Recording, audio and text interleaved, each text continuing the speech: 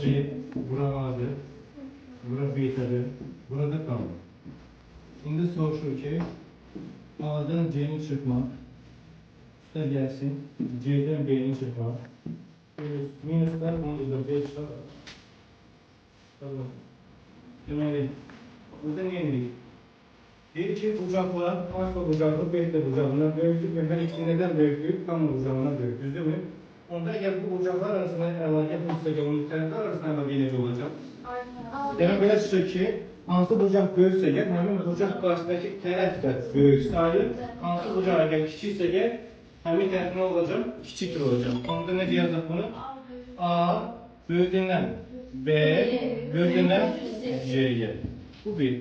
Keçin bunu.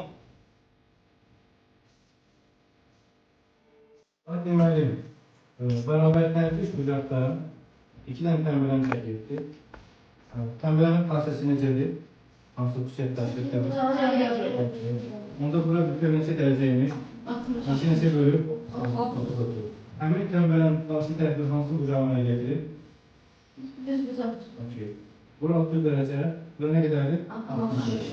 Onda bura 30 dərəcə çəkər, yarıya bölüb, bura neçə olacaq? 60. Bura 90 derece. Onda bura ne kadardır? 90 derece. Bura 30, bura ne kadar olur? 60 derece. Onda bura ne olacak? 150.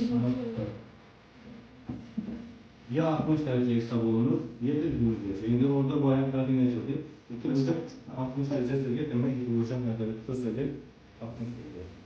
derece.